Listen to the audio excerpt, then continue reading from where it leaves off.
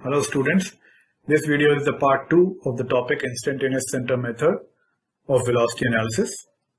In this video we will continue with the basics of the instantaneous center method and also discuss about the Kennedy's theorem. Before moving ahead, let us recapitulate the concepts which were discussed in the part 1 of the video. We discussed about the velocity analysis. What is velocity analysis? By velocity analysis we mean that if the input velocity characteristics of any one of the links of a planar mechanism are specified, then we should be able to determine the velocity characteristics, linear or angular, of all other links of the same mechanism. Next we discussed what was translation motion. In translation motion, all the points on the rigid body will have identical motion, something like this. Further we discussed about the pure rotational motion. And pure rotational motion, there will be difference between the motion of 2 points on the same rigid body. So it is something like this. Next, we saw the combined rotary and translation motion, in which the body is having translatory as well as rotary motion, something like this. Next, we find the instantaneous center.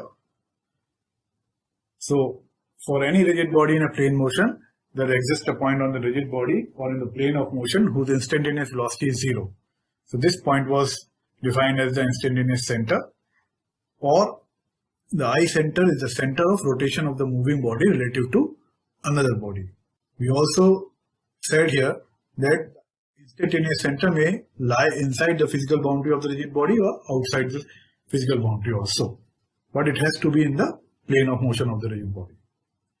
Next, we proved that at I center the velocity should be 0.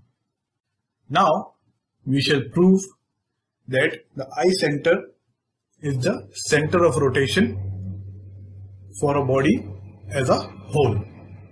So for this, we take a body PQ and suppose it is having both translatory and rotary motion as a general motion like this, and it reaches the point P1 Q1. Further, we join P to P1 as the point P is moved to P1 and Q point has moved to Q1. Next, what we do is that we draw the perpendicular bisectors of these two lines P1 and Q1. For doing that, suppose first we draw the perpendicular bisector of P1. For doing this, we take a distance on our compass which should be greater than half of P1. Greater than half of P1. So by taking this distance on compass, now we draw the arcs from point P1 above P1 like this and below P1 like this. With a similar distance on the compass, we draw the arcs from point P1 to cut the previous arcs like this. So we get 2 points. So as we join these 2 points, this one and this one, we get the perpendicular bisector of P1 as this. By similar method, we can draw the perpendicular bisector of QQ like this. These two will intersect at point I. Now, for this I to be the I center, this link or all the points of the link PQ should have rotated as a whole about point I. So to prove that, we will try to draw the arcs by taking center I from P and from Q. So the arc from P should reach Q1 and the arc from Q should reach Q1 with the center I. So we take I as center and we draw the arc from P to P1. It is perfectly okay. Similarly, from Q to Q1 we draw an arc. So the same, these two arcs are concentric. So we can say that the whole link or whole body PQ have rotated around about the center I. So I can be termed as the I center of this configuration. So we have already joined P to I and I to Q. Further, we see that the linear velocity of point P, Vp, is equal to the angular velocity of P about I multiplied by the distance between P and I. So this gave us Vp is equal to omega into Ip. Omega is the angular velocity. Similarly, we can write that Vq is equal to omega into Iq. So we have Vp upon Ip is equal to Vq upon Iq is equal to omega. This is the similar equation which we obtained earlier. If suppose there is a point R on this link PQ, then we can also write that Vp upon Ip is equal to Vq upon Iq is equal to Vr upon Ir. Now, having proved the I center in both the ways, as velocity is also 0 at I center and also it is the center of rotation of a link as a whole. Now we shall learn how to name the instantaneous centers or about giving notations to the ICs. An I center is the center of rotation of a moving body relative to another body. Now let us consider two bodies P and Q. If a body P is having motion relative to the fixed body Q, then the center of rotation IC may be named as IPQ. However, in case of relative motion, the body Q can also be imagined to have relative motion about the same center, assuming P to be fixed for that instant. Thus, center of rotation IC can be named as IQP also. Moving ahead, now let us define relative instantaneous center. If two moving bodies P and Q are in relative motion, then we can define a relative instantaneous center IPQ as a point on body Q having zero relative velocity with respect to coincident point on body P. We saw earlier that IC may be a point on body Q having zero relative velocity with respect to a coincident point on body P. So we can say that IPQ is equal to IQP. Further, we can also say that the absolute instantaneous center of the velocity is the relative instantaneous center with respect to the fixed link. Now, we shall discuss about the number of ICs any mechanism can have. For two bodies having relative motion between them, there is an I center. Thus, in a mechanism, the number of I centers will be equal to possible pairs of bodies or links.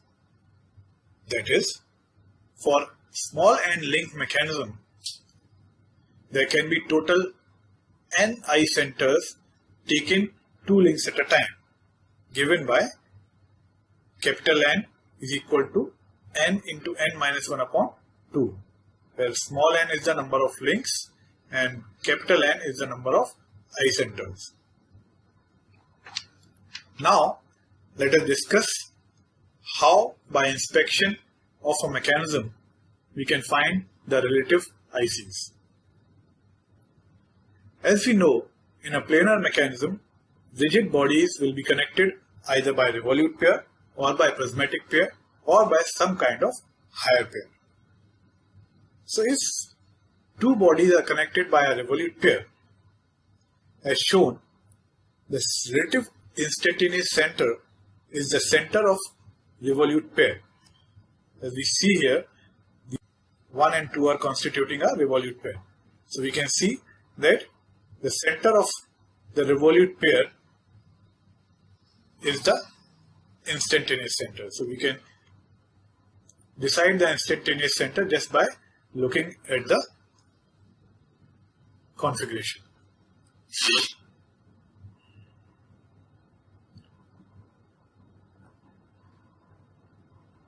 Another example for this is the circular disc, which is rotating about the fixed center. This is also a revolute pair, so I21 can be easily rotated. Another example which we saw earlier also, that if the circular disc at which 2 points, at 2 of its point, the linear velocities were defined. So the perpendicular from the velocity vectors gave us the center of rotation. So we can easily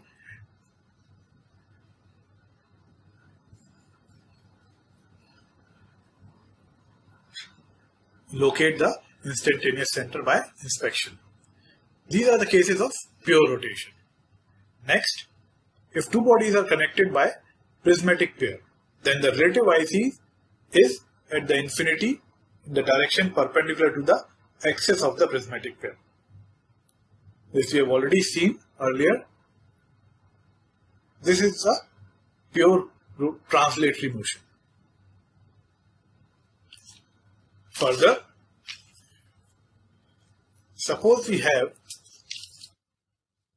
a higher pair with some kinematic constraint that one body rolls over the other without slipping. For this arrangement, we know from the no slip condition that the velocity of 2 points of contact belonging to the two different bodies must be same. So the point of contact will be the relative IC between these two bodies, which are connected by a higher pair without slip. For a higher pair having both rolling and slipping over other, now we see an example of a higher pair with rolling and slipping both. We can see here that link 2 and link 3 are constituting a higher pair, which are having both rolling and slipping motion relative to each other. In this case, the relative instantaneous center lies somewhere on the common normal at the point of contact. Where on common normal? This we will discuss later. With this information plus the application of Kennedy's theorem, we should be able to determine all the relative instantaneous centers of a planar mechanism. So we should now state Kennedy's theorem.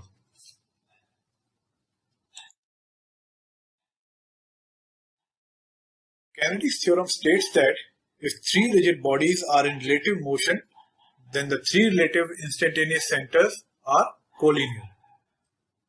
As there are three rigid bodies, then as per the formula, the number of instantaneous center will be 3. Now to prove Kennedy's theorem, let us consider three rigid bodies 1, 2 and 3. Because we are considering the relative motion, so we assume that one of the bodies is fixed, that is body 1.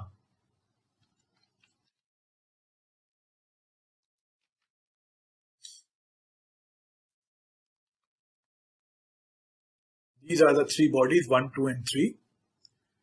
Now by inspection, we see that at this instant, body 2 is under pure rotation with respect to body 1 about the instantaneous center I21. Similarly, body 3 is under pure rotation with respect to body 1 about instantaneous center I31. So these two instantaneous centers we can easily locate by inspection. Now let us bodies 2 and 3 are also having relative motion with respect to each other. So let us assume that the instantaneous center is at location as shown, I23. Now if I23 is relative instantaneous center between the body 2 and 3, then it must have some velocity, whether it is considered to be on body 2 or on body 3. That is the definition of relative instantaneous center I23. Suppose it lies on body 2. Then the velocity vector of I23 will be in direction perpendicular to the line joining I12 and I23 as shown here. But if I23 lies on body 3, then the velocity vector of I23 will be in the direction perpendicular to the line joining I31 and I23 as shown here. But these two directions are different. So we have a contradiction here. These two vectors of I23 can act in same direction only if I23 lies on this line somewhere, either here or either here. Then only the rotation about I21, if I consider it to be a point on body 2, will be perpendicular to this line. And if I consider it to be a point on body 3, is rotating about I31, also is perpendicular to this line. So these two vectors can have the same direction, which is the necessary condition for it to be the relative instantaneous center I23. So we have proved Kennedy's theorem of three centers by contradiction. So this is all about today's video. In next video, we'll be doing some problems relative to instantaneous center.